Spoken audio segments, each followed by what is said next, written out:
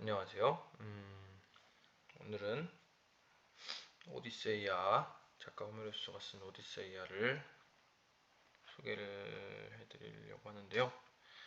저는 이 오디세이아를 한국어 번역본으로 읽었고요. 옮긴이는 천병희 교수님이십니다. 책은 이렇게 생겼고요.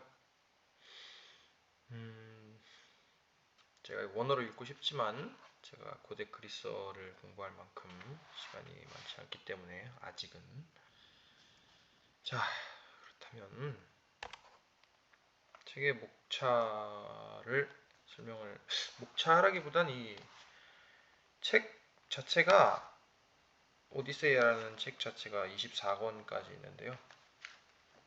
그리고 굉장히 양이 방대합니다. 번역본도 572페이지 정도 원문이 있기 때문에 제가 이 책의 모든 내용을 전부 다 소개를 해드릴 수는 없을 것 같고, 극히 일부만 소개를 하는 식으로 하겠습니다. 일단 책의 목차는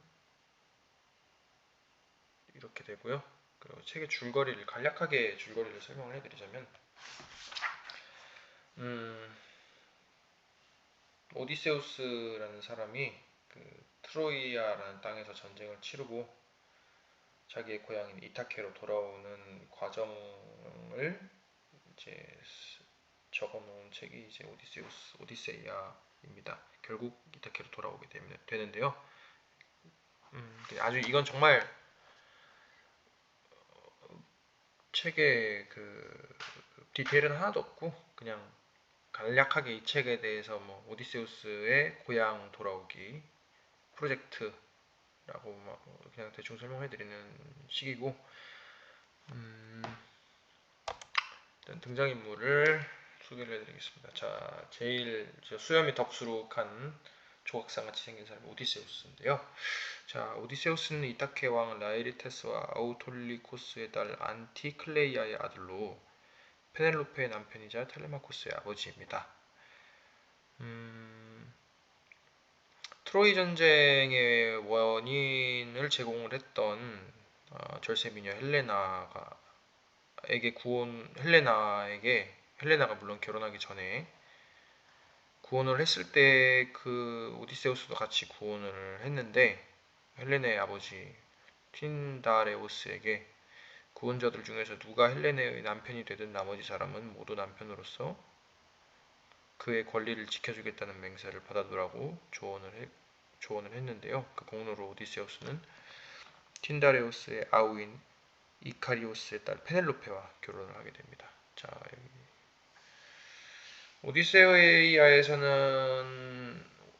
오디세우스는 지혜롭고 현명하고 참을성 많고 이제 언변에 능한 탁월한 인물로 그려져 있는데,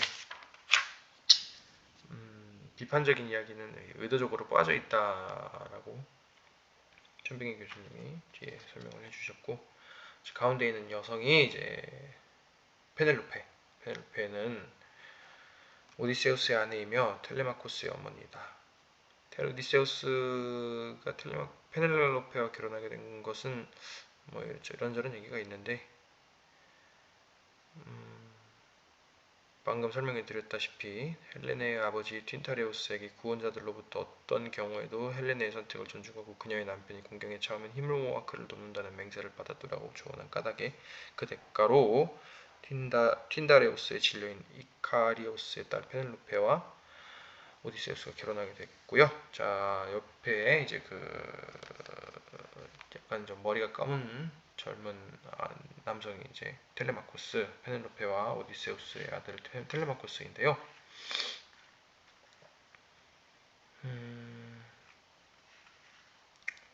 텔레마코스는 이제 오디세우스가 이타케로 돌아오자마자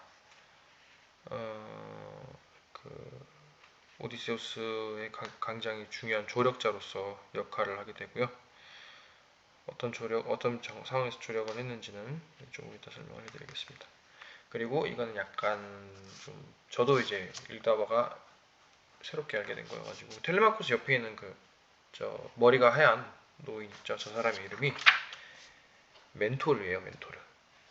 멘토인데 오디세우스와 같은 또래의 충직한 친구로 그 여기서 얘기하는 멘토르는 저 사람 이름입니다. 오디세우스와 같은 또래의 충직한 친구로 오디세우스는 트로이아로 떠나며 그에게 자신의 재산을 관리해 줄 것을 부탁한 사람이 멘토르인데요. 또 이제 오디세우스 아들이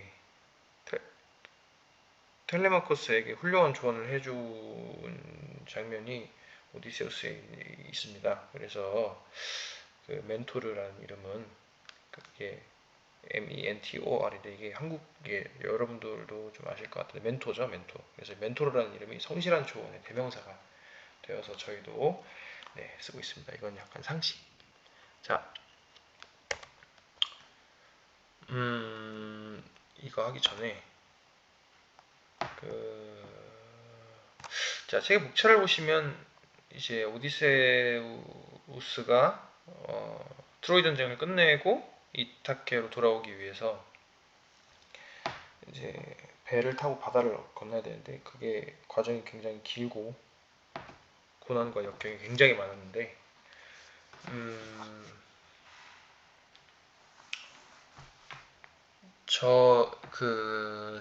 그 과정 사이에서 있었던 그 고난과 역경을 어떻게 이겨나가고 하는지에 대해서 이제 제가 많은 교훈을 얻었기 때문에 일단 제가 읽었던 부분 중에서 조금 감명 깊었던 부분 몇 군데만 이제 소개를 해드리려고 하고요. 이 책을 전부 다 소개를 해드릴 수는 없을 것 같고 시간이 너무 오래 걸리고 그리고 제가 이 책을 한 번밖에 안 읽었기 때문에 제가 이 책을 전부 다 소개를 해드리려면 제가 최소한 한 20번 읽어야 될 것 같아서 그건 나중에 제가 시간이 나면 한번 한 3, 4시간짜리 제가 올릴 수 있을지 없을지 신들에게 한번 기도를 한번 해보겠습니다만 일단 지금은 간략하게 소개를 해드리는 걸로. 자, 그렇다면 자, 이 오디세우스가 집으로 돌아오려고 할 때 겪었던 고난과 역경 중에 이제 첫 번째로 저희가 감명 깊게 봤던 것이 5권입니다. 5권. 자, 칼립소의 뗏목. 5권의 이름은 칼립소의 뗏목이고요. 자, 여기서 어떤 고난과 역경을 오디세우스가 맞이했느냐라고 저한테 여쭤보신다면, 자, 여기서 얘기하는 칼립소라는 사람은 아니고 신이에요. 여신입니다. 이 칼립소라는 여신이 오디세우스를 꼬셔요. 어떻게 꼬시냐? 나와 함께 나의 동굴에서 익 써주겠다라고 당신이 나와 맹세를 한다면 당신에게 늙지 않는 영원한 젊음과 죽지 않은 불멸을 주겠다. 그러니 당신은 나와 함께 이 동굴에서 영원히 늙지도 않고 죽지도 않고 살자. 이렇게 오디세우스한테 적극적으로 대시를 하는데요. 여러분이 한번 상상을 해보세요. 만약에 일단 남성이라는 가정하에 제가 남자이기 때문에 여신이잖아요, 칼립소가. 그 여신 같은 여자가 말 그대로 여신이 어떤 인간보다 월등하게 아름다운 매력을 가졌고 그 월등하게 아름다운 몸을 가진 여신이 우리들 만약 이 이야기를 듣고 있는 당신한테 영원토록 죽지 않게 해주고 영원토록 늙지 않게 해주고 나와 결혼해서 영원히 살자라고 당신들에게 대시를 하면은 안 넘어가곤 못 베기죠. 저도 마찬가지고요. 하지만 오디세우스는 저희가 아니었기 때문에 거부를 합니다.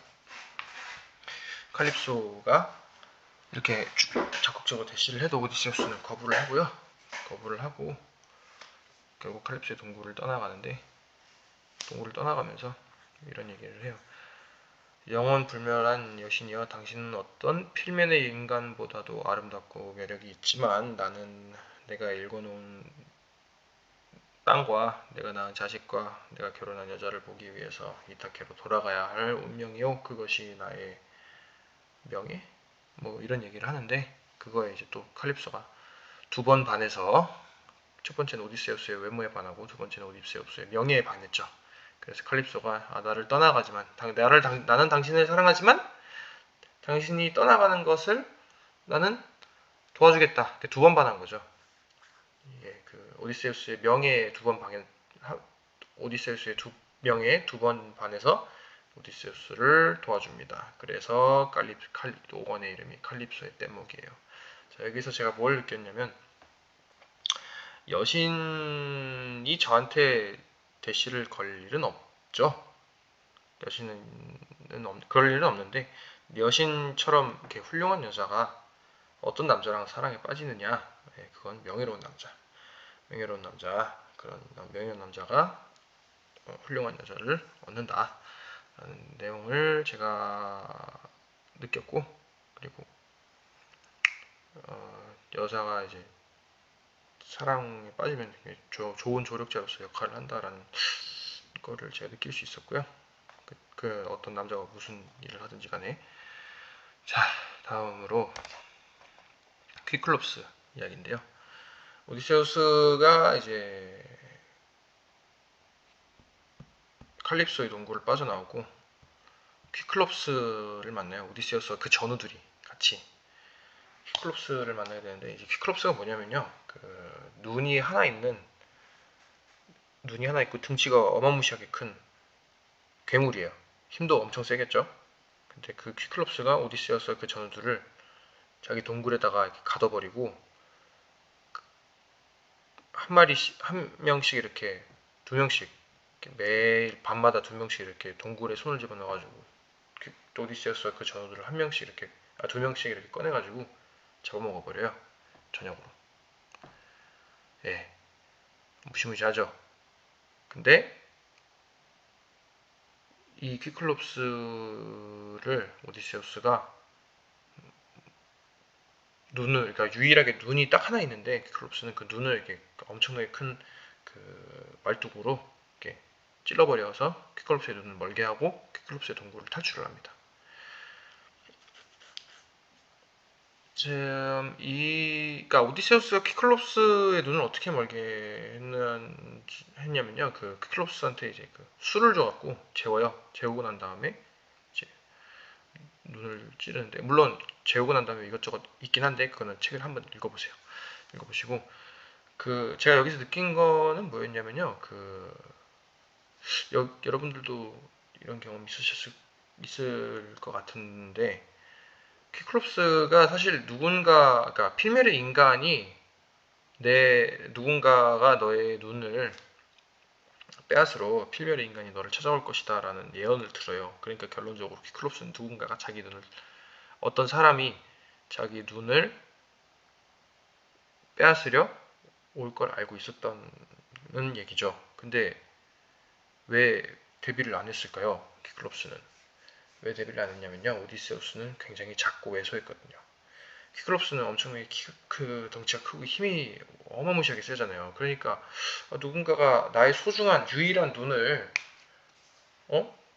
빼앗으러 온다고 하니까, 그럼 뭐 영웅이 오나 보다. 굉장히 힘이 센 전사가 나를 찾아오겠구나 언젠간. 그렇게 해서 나와 싸워서 내 눈을 가져가겠구나 라는 생각을 했죠, 그 예언을 듣고. 근데 그 정반대였죠. 작고 외소한 오디세우스가 자신의 지략과 꾀를 써가지고 퀴클롭스의 눈을 그러니까 빼앗아 버리는데, 네, 그러니까 제가 일단 여기서 중요한 거는 항상 뭔가가 좀, 보통 사람들이 크게 당하는 거는 예상을 안 하고 있는 상태에서 맞을 때 크게 당하거든요. 이제 이 퀴클롭스 이야기를 제가 읽고, 그래, 이거는 그래, 사람은 항상 조심해야 되는구나, 항상 주의를 살펴야 되고 가진 것을 지키기 위해서, 그런 생각을 해서 퀴클롭스 이야기를 9권을 잠깐 소개를 해드렸습니다. 자, 다음은 저승. 자, 오디세우스가 여행을 하면서 저승에 잠깐 들러요. 이 뜻은 무슨 뜻이냐면, 저승에 죽어서 간 게 아니고 그냥 친구들 만나러 저승을 잠깐 가는데, 친구도 아니고 원수도 만나긴 해요. 근데 아무튼 굉장히 많은 사람들을 만나는데 제가 감명 깊게 읽었던 부분은 그 전사 중에 전사 아킬레스를 만난 부분인데요. 물론 아가멤논도 만나고 다른 다양한 사람 만나는데 이 오디세우스가 살아있는 자로서 저승에 가서 아킬레우스를 만났을 때 이런 얘기를 합니다. 책 286페이지에 있는데요. 아킬레우스요, 예전에도 그대만큼 참고로 아킬레우스는 트로이 전쟁 때 죽습니다. 죽어서 저승에 가요. 자, 286페이지. 아킬레우스요, 예전에도 그대만큼 행복한 사람은 없었고 앞으로도 없을 것이요, 그대가 살아있는 동안 우리 아르고스인들은 그대를 신처럼 추앙했고 지금은 그대가 여기 사자들 사이에서 가장 강력한 통치자이기 때문이요. 그러니 아킬레우스요, 그대는 죽었다고 해서 슬퍼하지 마시오. 내가 이렇게 말하자 그는 곧바로 이런 말로 대답했어. 그는 이제 아킬레우스죠. 자, 죽음에 대해 내게 그럴싸하게 말하지 마시오. 영광스러운 오디세우스여, 세상을 떠난 모든 사자들을 다스리느니 나는 차라리 지상에서 머슴이 되어 농토도 없고 재산도 많지 않은 가난뱅이 밑에서 품이라도 팔고 싶소이다. 자, 아킬레스 같은 훌륭한 전사도 물론 비렁뱅이도 죽지만 어쨌든 사람은 태어나면 다 죽을 운명에 처해 있죠. 그렇지만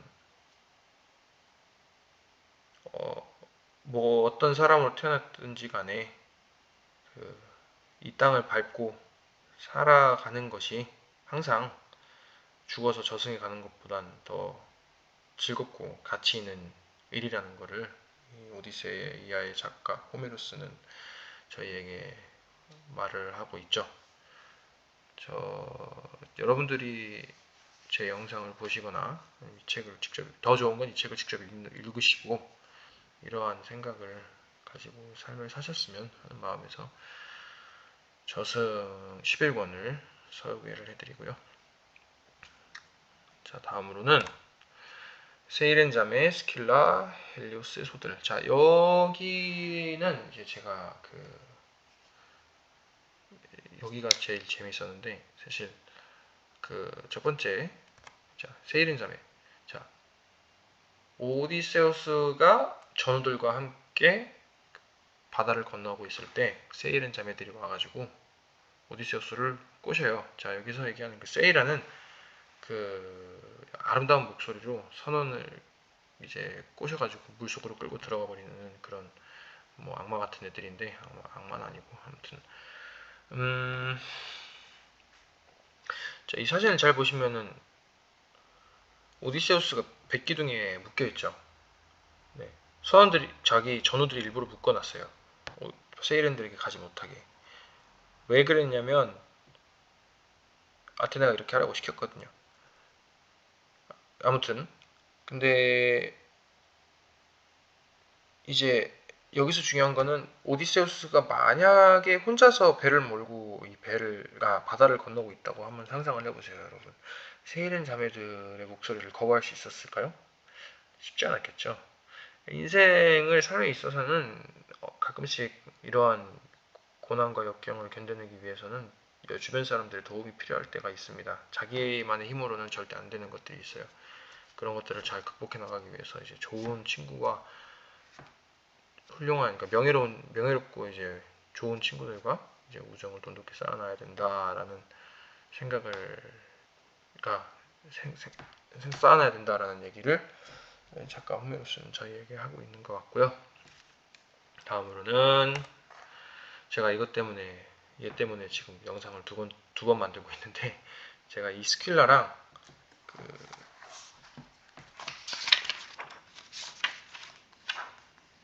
이 스킬라랑 키르케를 헷갈렸어요. 그래가지고 스킬라를 키르케로 바꿔가지고 얘기를 해가지고 제가 여러분들께서 여러분들에게 잘못된 정보를 드릴 수는 없어서 영상을 두 번째 제작을 하는데, 아무튼 스킬라는 뭐냐면요.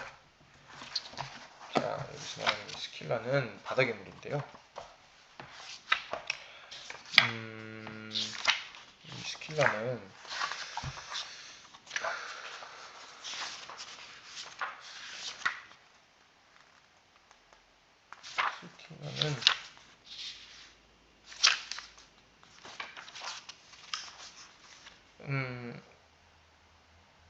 그 머리 6에 발이 12인 괴물입니다.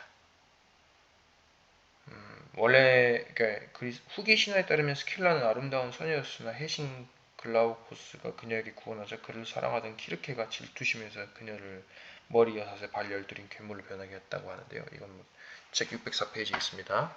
오디세이아 604페이지에 있고요.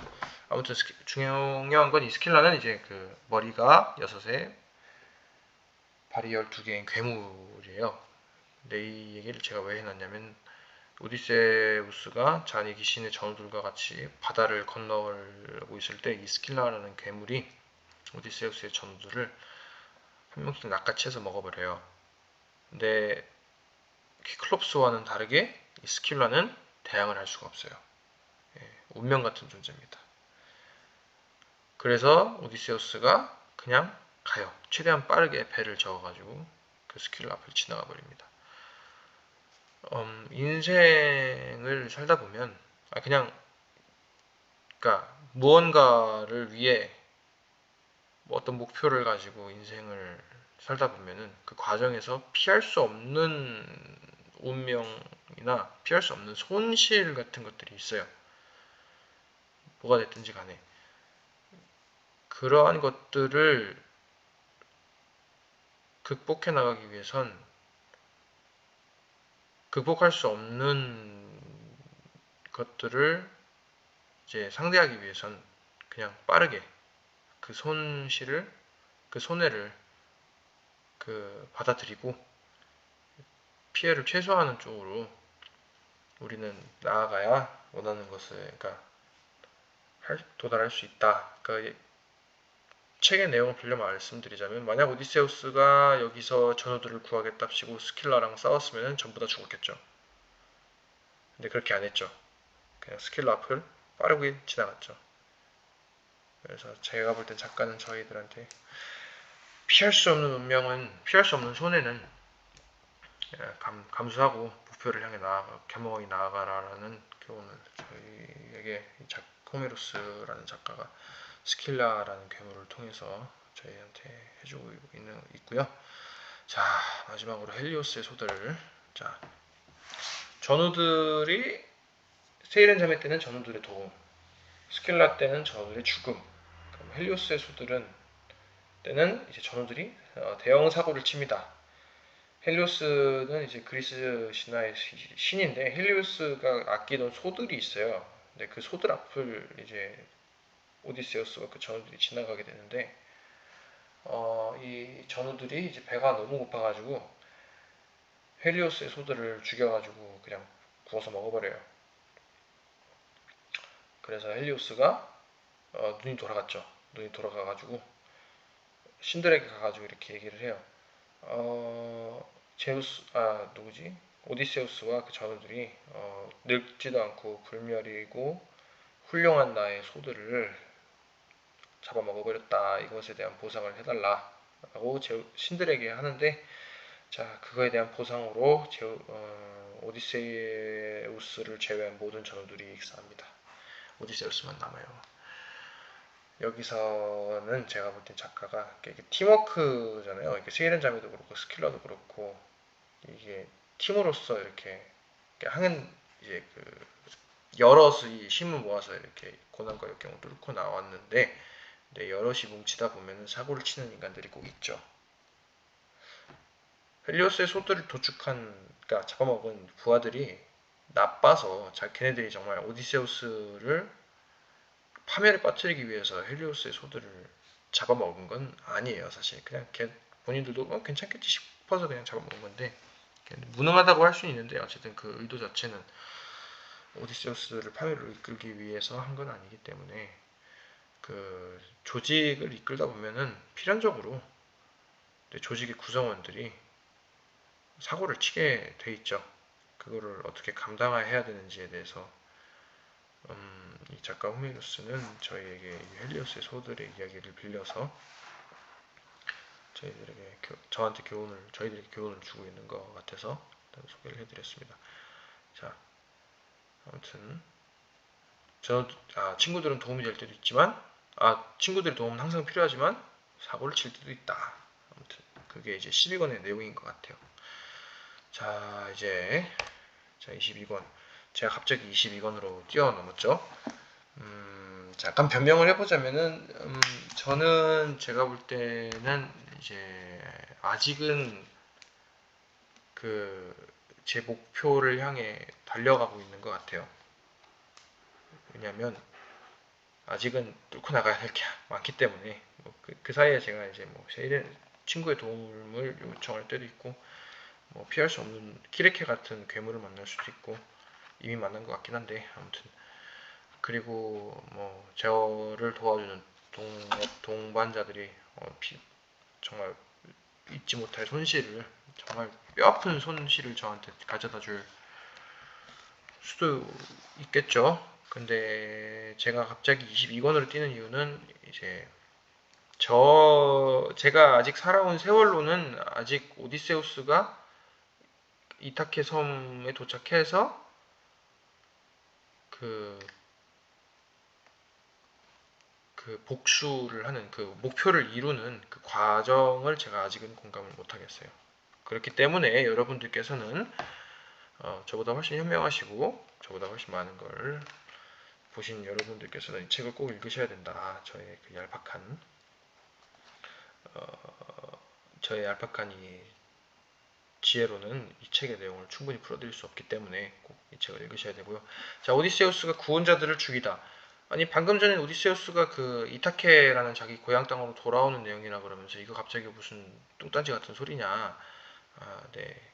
처음부터 다 알려드리면 재미가 없기 때문에 오디세우스가 이타케라는 땅을 자기 고향을 떠나고 아가멤논이라는 왕을 따라서 트로이 전쟁을 갔다가 돌아오는 데까지 20년이 걸렸거든요.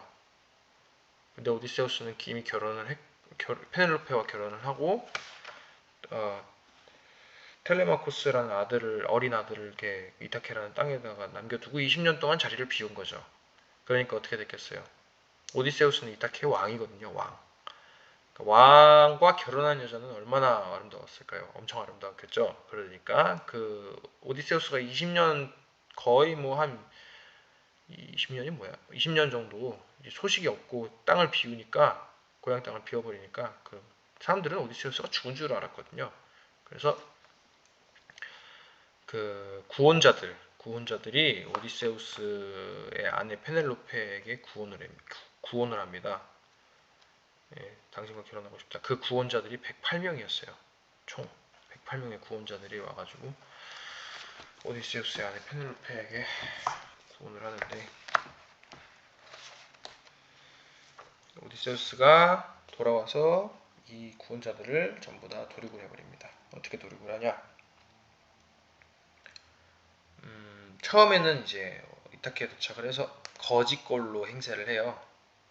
이제 아주 남루한 거린의 차림으로 그러니까 국어를 하면서 국어를 천천히 국어를 쭉쭉 하면서 이제 자기의 조력자들을 이렇게 천천히 모아요.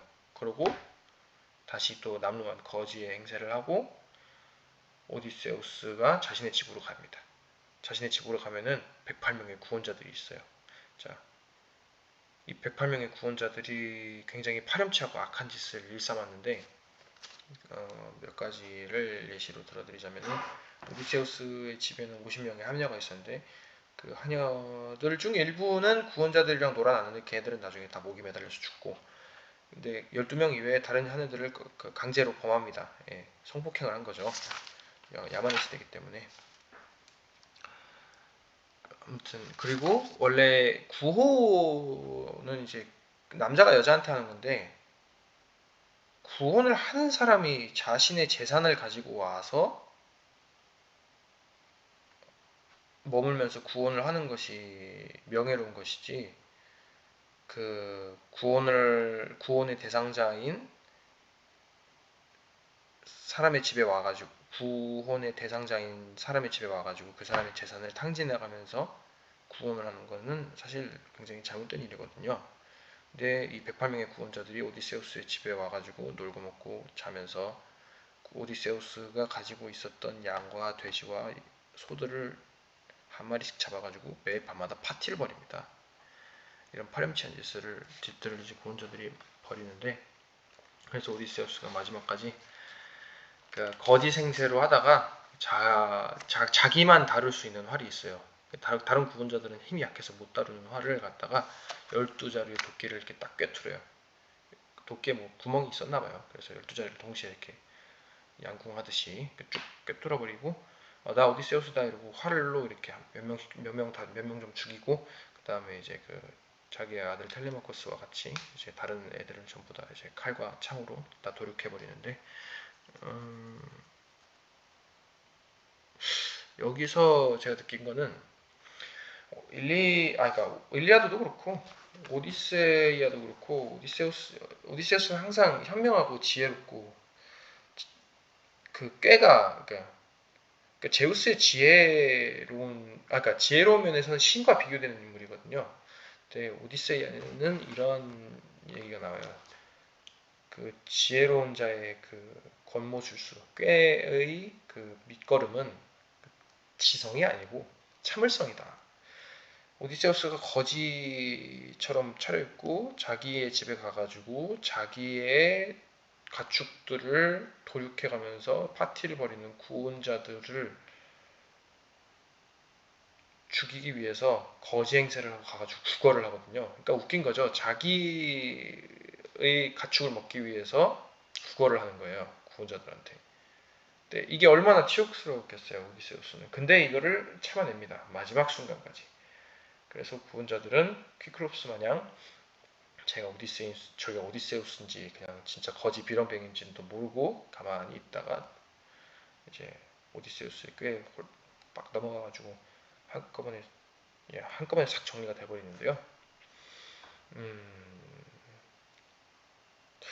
방금 말씀드렸다시피 원하는 걸 얻기 위해서는 머리도 중요하지만 물론 머리만 있어서는 안 되고 기다림, 참을성이 있어야 된다 라는 얘기를 호메로스라는 작가는 이 오디세우스가 구원자들을 이제 도륙하기 위한 그 과정을 통해서 저희에게 이제 얘기를 해주고 있습니다. 그래서 이제 이권을 짧게, 물론 이것보다 구원자들을 죽이기 위해서 이렇게 하는 내용이 굉장히 길지만 결론만 간략하게 22권 오디세우스가 구원자들을 죽이다 라는 걸 내용을 잠깐 소개를 해드리고요. 자, 이제 마지막이네요. 오디세우스가 이 고난과 역경을 해치고 자기의 집에서 파렴치한 짓을 일삼는 108명의 구원자들을 전부 다 죽여버리기 위해서는 그 전우들도 많이 도와줬지만 신의 도움 없이는 할 수가 없었거든요. 네, 오디세우스를 가장 많이 도와준 신이 아테네예요.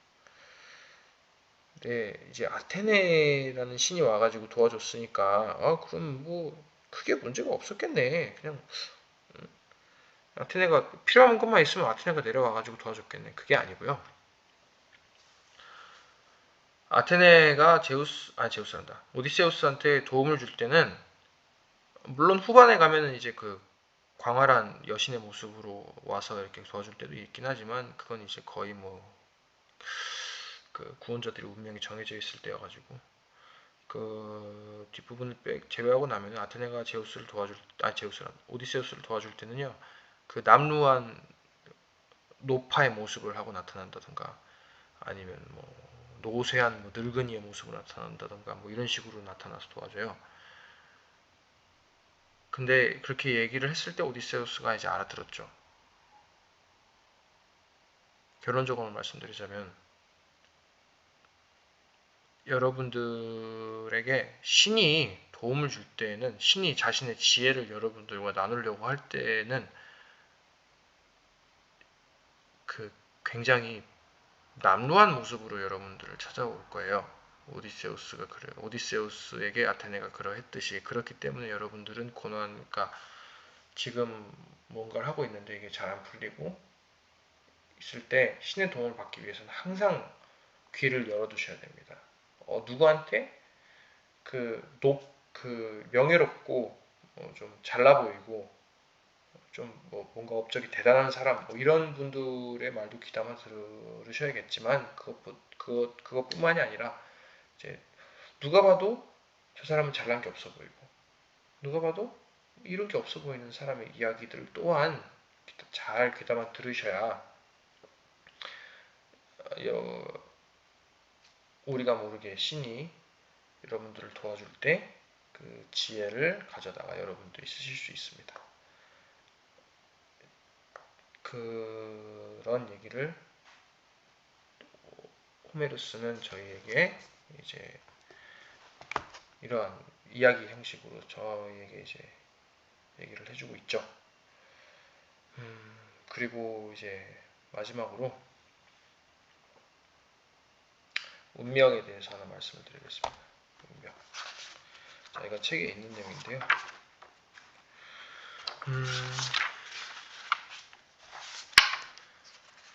텔레마코스가 오디세우스의 조력자라고 제가 처음에 말씀드렸잖아요. 그러니까 오디세우스가 텔레마코스한테 어느 정도 지시사항을 내려요. 너는 내 집에 들어가가지고 구원자들에게 뭐 이런 식으로 얘기를 해라, 저런 식으로 얘기를 해라, 무기들을 딴 데 치워놔라고 치고 이렇고 저렇고. 네, 이런 얘기를 텔레마코스에게 오디세우스가 합니다. 나는 이따가 시내로 갈 건데 그때 나는 불쌍한 거지 노인처럼 보일 것이다. 그리하여 구원자들이 집안에서 나를 모욕하더라도 내가 모욕을 당하는 동안 내 가슴속 마음은 꾹 참아야 한다. 아니 그들이 내 발을 잡고 온 집안을 끌고 다니다가 문 밖으로 끌어내거나 또는 물건을 던져 나를 마치더라도 너는 그것을 보고도 참아야 한다. 너는 그들에게 어리석은 짓을 난 그만두라고 명령하되 부드러운 말투를 사용하거라. 그리고 또 그들은 내 말을 듣지 않을 것이다. 그들에게는 운명의 날이 다가왔기 때문이지. 자, 사람이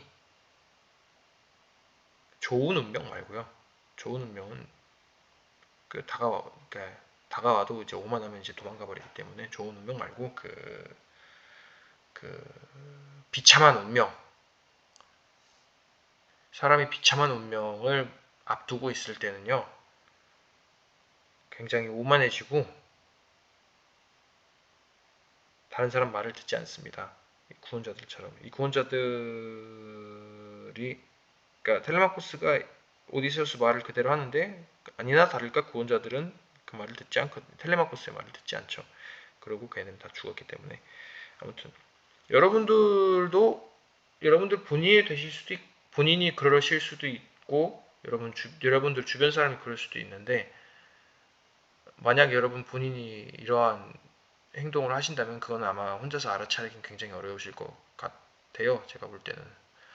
그렇지만 주변에 어떤 사람이 굉장히 오만하고 불손하게 굴고 있는데 여러분들이 그런 얘기를 이렇게 좋게 타일러도 못 알아듣는다.